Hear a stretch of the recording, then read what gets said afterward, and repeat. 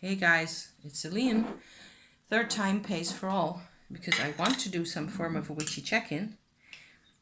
This gloop is honey, actually beekeeper's honey, direct from the beekeeper's street address, like on the other end of my village here.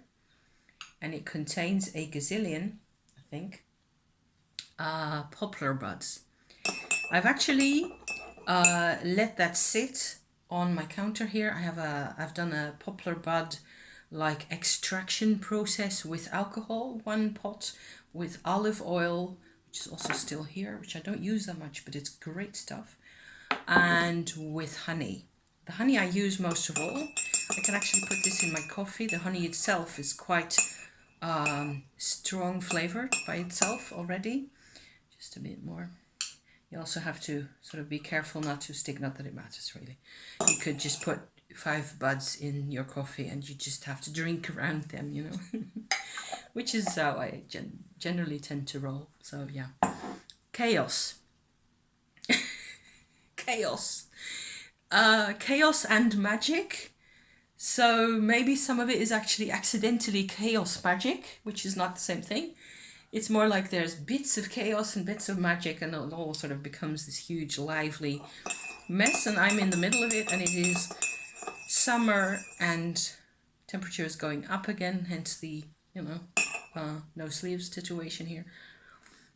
Needing a bit more coffee, definitely, in order for me to be slightly less incoherent. I keep thinking about my menopause situation, so I had rather a tough session. Maybe I should talk about that first because it has been a bother. Menopause is a bother, in case you'd never heard this before. It is not easy. And doing Tumo, it turns out that what I did is I messed up my practice. So I do Tumo, okay? Tumo practice means like a Kundalini yoga. I've said this a gazillion times, but in case you're new here, this is what I tend to talk about a lot of the time. My Tumo practice, Tumo is a Tibetan term originally, where I use that term because it is what they describe of the practice is closest to what I do. And it is a Kundalini yoga style energy work, so it's more than meditation where you just clear your mind and try to make sense of, get some distance or get some detachment.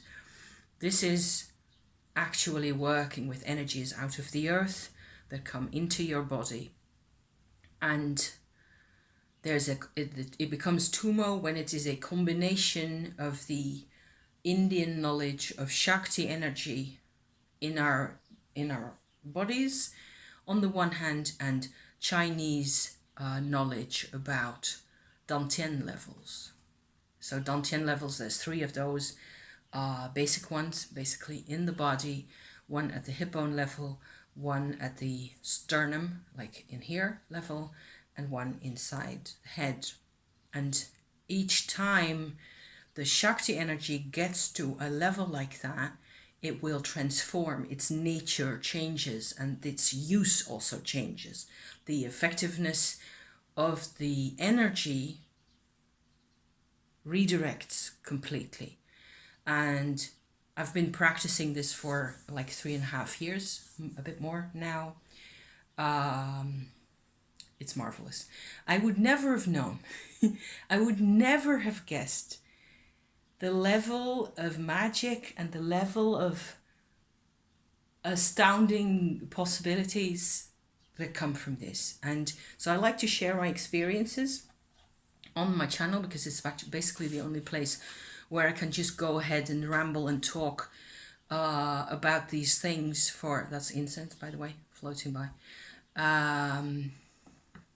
for as long as I like, nearly. And generally try to put things in a frame and in a perspective. So it has been super beneficial in my relationship with my husband. I've had, moments, we've had phases where we've had sort of a shared kind of a Kundalini workings going on. There's also videos on my channel about how that goes, what that looks like, sort of where I basically give him a tumo treatment, if you like, where it isn't about what happens inside me anymore, but what I can induce in his energy because of what I have been doing.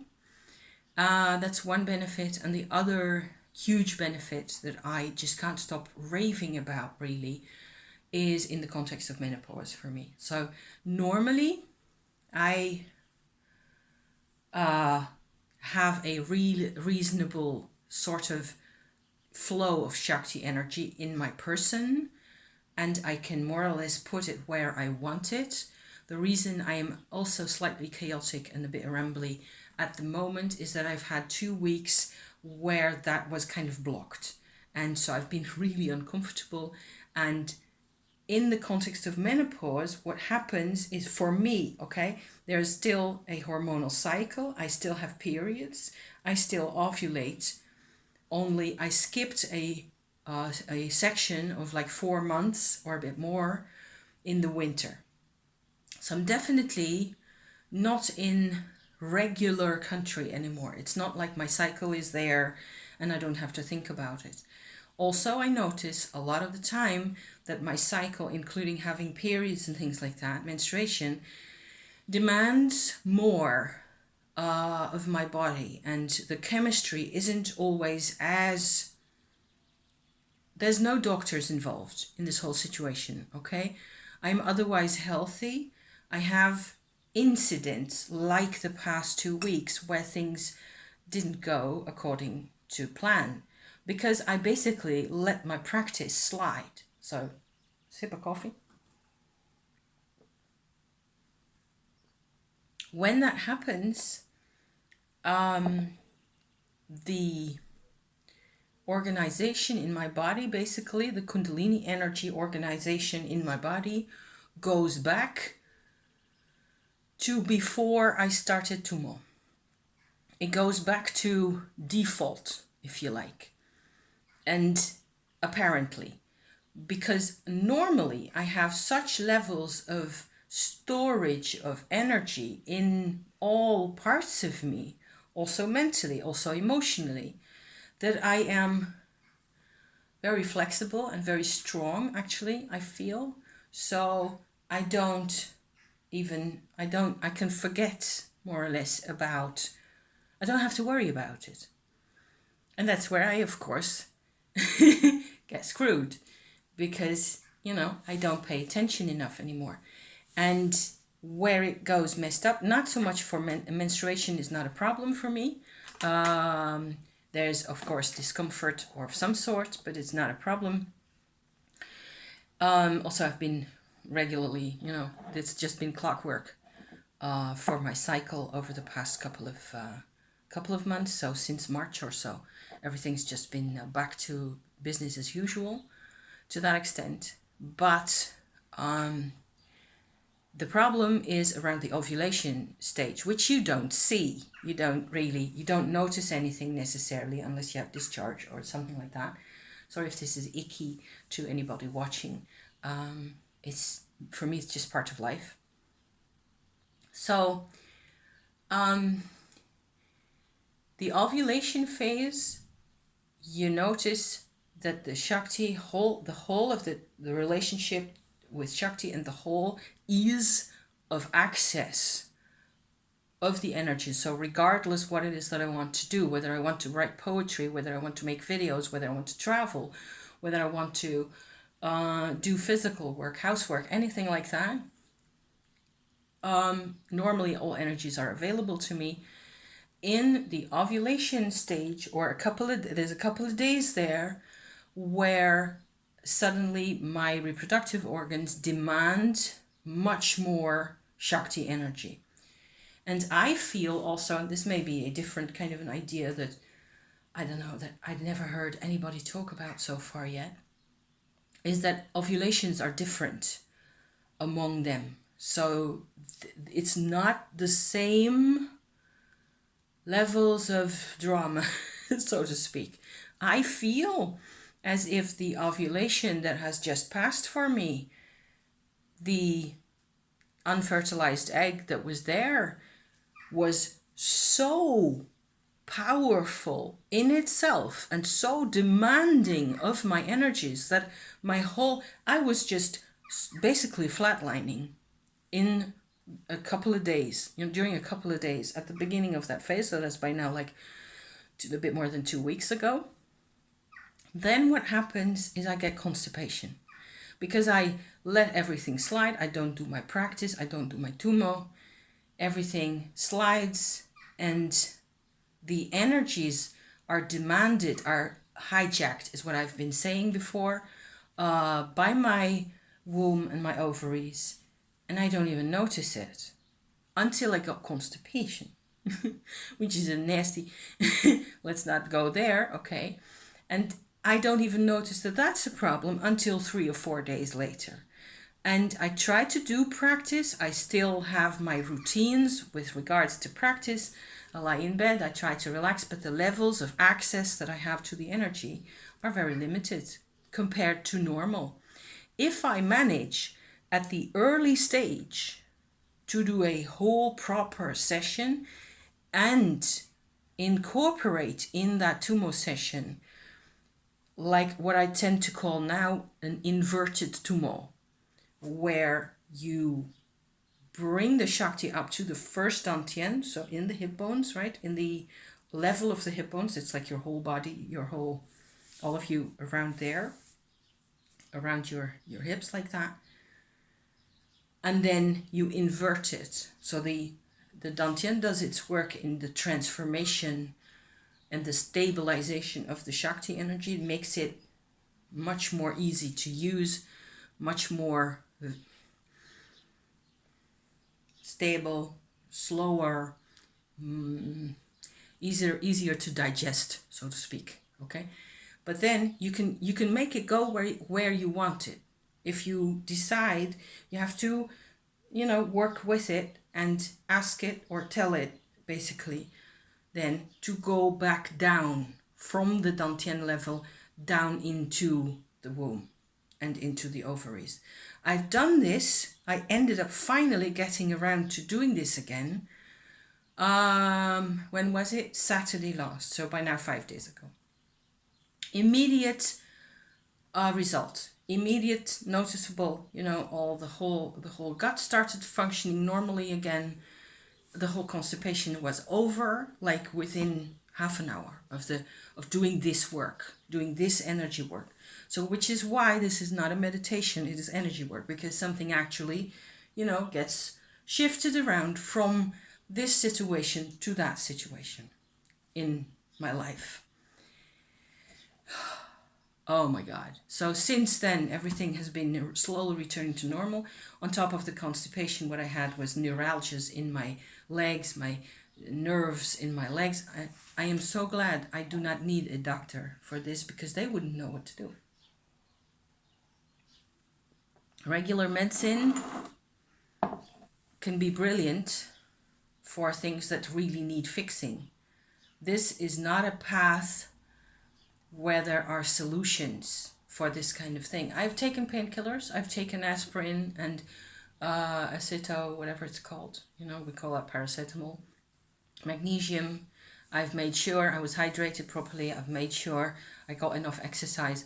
I keep thinking also that I would not have had these kinds of issues if I still had the so-called nomadic lifestyle of, walking 20, 30 miles every day, all your life. Like a nomad, in a like a prehistoric kind of a pre-settling, pre-farming kind of a life where you would just travel from A to Z endlessly, basically, and go hunting and do things like that. I have no real, I'm a descendant of those people. We're all descendants from nomads, I think, because everybody only started like settling in particular locations, depending on where you are, between 15 and 5,000 years ago, depending. So this has been a bit of an ordeal.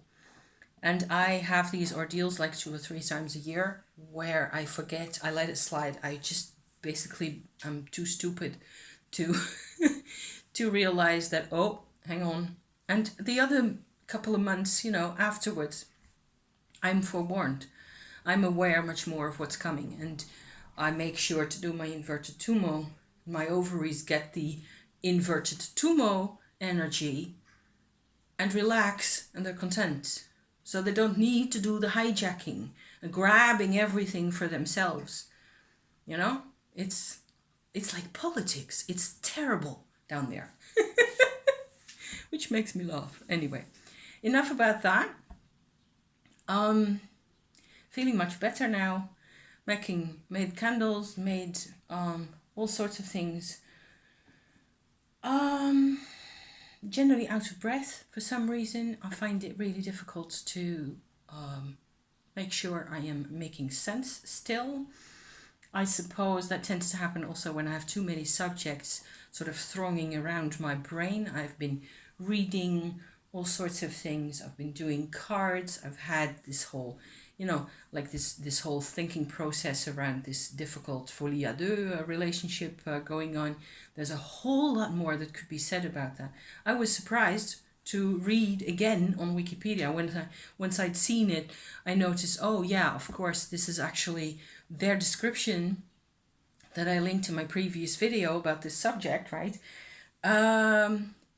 It's like an old-fashioned diagnosis term. So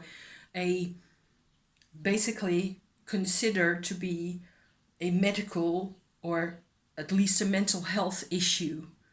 And it is what I have been describing, or to the extent that I did any describing of this kind of crazy two people who are completely in a closed system with each other only, like my parents were. I think that is a mental health situation. But describing it in that way, as they do it on Wikipedia, isn't really, in my book, really very helpful. So that's why I stressed yesterday that it is that it can actually be helpful to look at one's relationship if we are in danger of this kind of thing. I have had so many thoughts. For some reason, I'm obsessed with this subject also of how women view their relationships, how men view their relationships, and what the basis in history of all those views really are, how it goes back in time, how our needs, our personal needs, may not even be, or what comes out as our needs isn't even necessarily really our personal needs, as in, if I have this, it gives me joy, it gives me balance, it gives me a future. That's how I would like to see a need. But in a lot of situations, both for men and for women, I think, there is much more fear involved, and in ways that are just endlessly uncomfortable, even to just think about, where,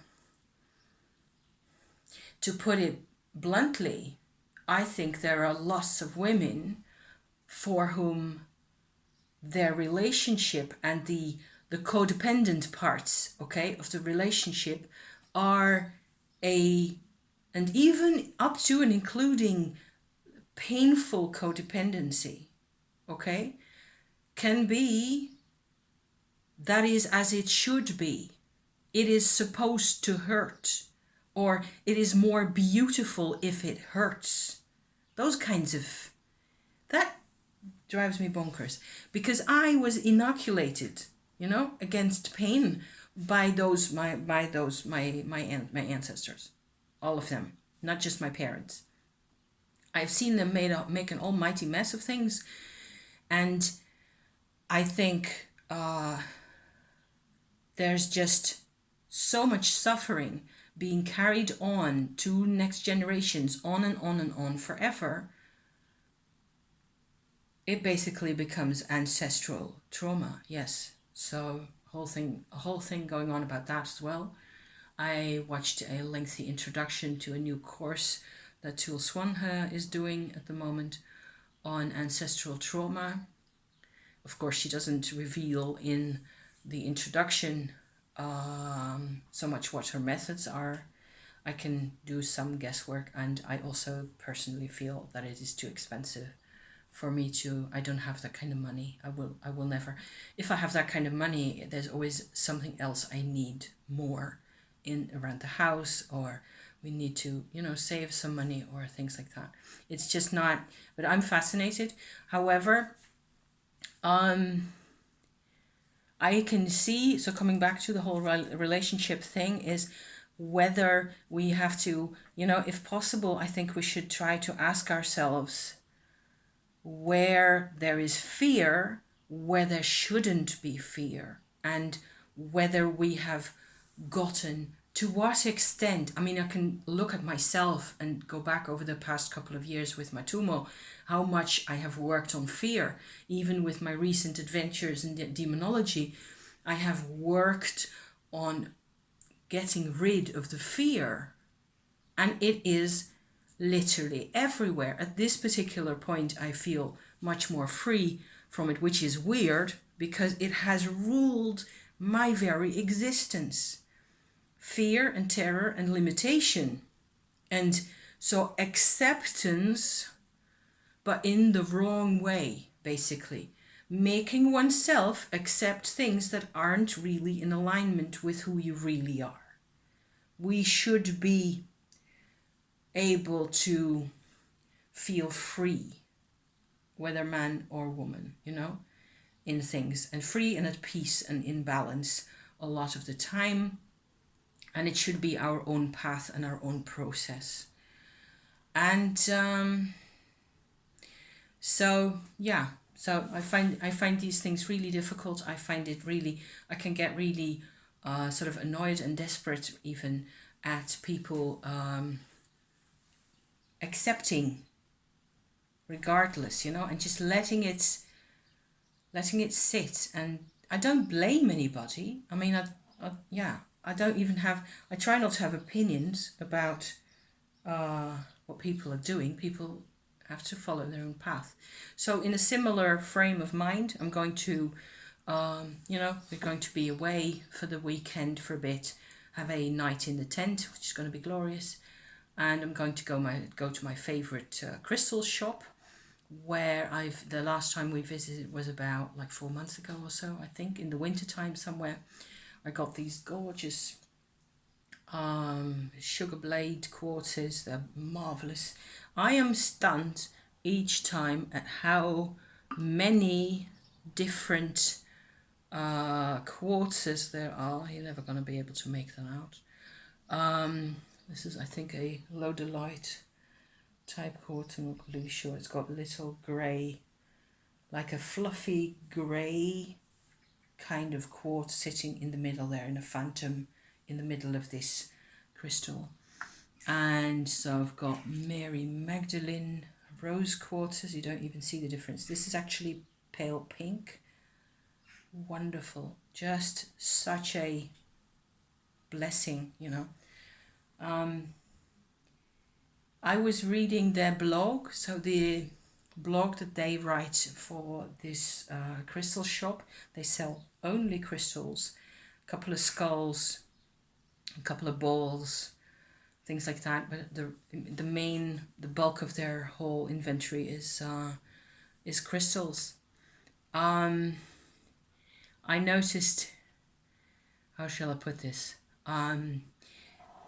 That how in New Age and metaphysical circles, which is why I identify much more as a witchy kind of a traveler rather than a New Age person. In the New Age circles, and this has been going on for decades now, people have this desire to connect with what's called higher energies, higher level consciousness, which is great because we suffer from overly strong materialism, in society, and not enough room is being made for the invisible parts in life. And a lot of that is ancestral trauma, because if you work on that, there comes also more room for connections up. So I'm all for connecting to the earth myself, and then if possible that generates in your body and in your system as you walk this earth here more openness to, you know, up there. But a lot of people in the New Age community will strive for what is up there in order to get away from the earth, you know, get away from what binds us, really. And I've noticed now, actually today, that it is thanks to my tumo that I have become a lot stronger, that I do not necessarily need to look at things that way anymore. So things are wilder for me and less safe, and my whole demonology enterprise has very much been a part of that. So I made this sort of a pocket out of fabric.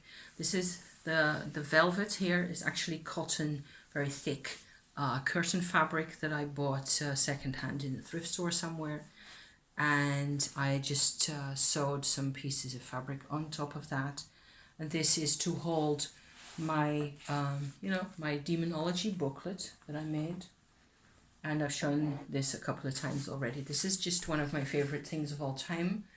Also, it has become super personal and super emotional, and just, you know, working on this, I work on this nearly every day, at least for a couple of minutes, to just put in a note or something.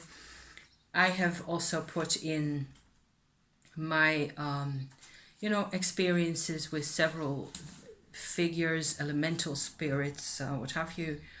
Also with what I also already talked about on my channel a couple of weeks ago, working with chud, which is a sort of a pendant to tumo, really, I think, where you you give what bothers you, basically. You feed it your energy after you've spoken to it, and try to figure out what it is that is supposed to, where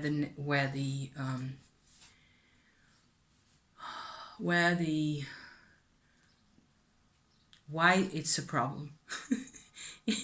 Why is it a problem, and what is the solution? I think nowadays, a lot of the time, also in ancestral trauma situations, what happens is that we need to see that the problem, the exact nature of the problem, actually is a map to the solution a lot of the time. And this is actually something I harvested from my chud practice that was totally hardcore, and something I was just completely out of my brain for 2 whole days after each session. I've done 2 sessions that went really deep, and I was basically completely in pieces afterwards. But a lot has changed, and I did it myself. I gave my energy to where it was needed, finally. So it looks like a lot of our earthly existence exists, in the way it does, by having all these little compartments. Everything is compartmentalized from each other, and that creates a whole lot of shit. So I have made all these images. There's one, for example, of a resolved figure. It is such a beautiful process to be a part of. I put in this booklet really everything I can think of, pieces that are little drawings and notes and things. There's a central section to the booklet that has everything related to the female cycle. So this is a sort of a representation of the menstrual phase, basically. It actually has menstrual blood in there, which was another whole issue, getting that to dry, what's with rainy weather. Ick, yes, well, I ended up spraying some perfume on it, and it's fine now. You can, it doesn't smell problematic anymore. And there's rose petals. These are rose petals that I dried, that I glued in. I can just, nearly everything can go in here in one form or another. I don't share all my images because some of them are also really private, and or they could be, they could be shocking. I have been studying the other form of the Kabbalah Tree of Life, the Klipoth, from my own personal perspective. It has been very helpful. God, yes. I believe personally that the Klipoth, so there's this whole, supposedly you have the Tree of Life, which looks just like that one, right? With all the circles like that, the Tree of Life from the Kabbalah. If you research for yourself the Tree of Life, you'll get all these like ideal concepts and directions. It is all separated out. It looks kind of like a human figure where the left and the right are really different, and each level is different. And as you go down the Tree of Life, you get to actually the levels where we are living.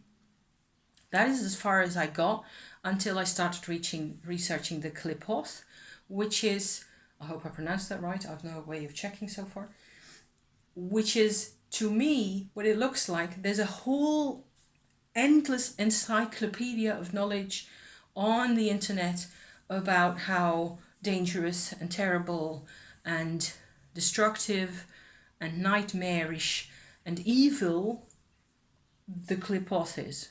Okay? What I believe is that it is mainly in order to have the idealized version of the Tree of Life, of the Yetzer Sephira. You had to filter out all the bad things. We, however, as humans, consist of generous helpings of both sides. We have the capacity for the ideal. We have the capacity for darkness. And a lot of the darkness is just that, just darkness, ignorance, or helplessness, or powerlessness. Much more than it is, than that there has to necessarily be a whole lot of, I am going to create such a mess for everybody. I am going to curse everybody. That only happens in a reaction to things that have happened to a person, in my belief. So it all comes together. The chaos actually isn't that chaotic, I think, in conclusion here. More things are coming together than I am normally capable of mentally making sense of. Making a booklet like this, working on the booklet, making the little paintings that go in, doing little write-ups, doing meditations around them. Those are actually more like meditations, I think, even though I suppose everything is hugely affected by the amount of energy work that I always put in everything. Using sigils, everything is in how you do it. There's nothing real in it unless you put the real in from yourself, which is like chud actually in a way. So yeah. So I'm really looking forward to going to the crystal shop once again, and I will probably be harvesting a different set of crystals yet again, because each time I go, like twice a year or so, that we get to go to that place, everything's changed again. Everything's been completely topsy-turvy, inside out, upside down, and it's an endless journey. But I am really so much more comfortable, not only because of the, reset in the menopause context physically, but also mentally. And I still need to I realize now as I stand here and talk to you, I need to be aware of how much difference, again, it makes today and tomorrow and in 3 days from now, that I am no longer so afraid as I used to be. How the formless fear used to rule everything I could do, ruled my days, ruled my thoughts, prevented me from having free thoughts. I am actually so much more free now that I don't really know what to do with myself. And I just sit here and read Agatha Christie, for Christ's sake. So yeah. But making things helps, and you know, having to come out and talk about it actually helps. So 35. Quite enough of that. Thank you for watching. Again, I'm going to say goodbye now. I'm also going to blow out my candle. It's still burning quite comfortably, as you can see. If you ever want me to share my formula for these, I will of course make a video about this.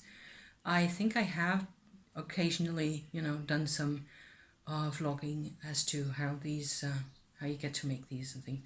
It's a bit fiddly and it takes a couple of hours. Ooh, I accidentally blew it out there. And it doesn't have it doesn't really smell quite strong. It's just, you need to put in a lot of essential oils for it to start to smell really strong. But I love the vibe. It's just a great vibe to have. Thank you for watching, my dears. I will see you probably next week. Maybe I have a crystal haul again by then. Okay? See you then. Thank you. Ciao, ciao.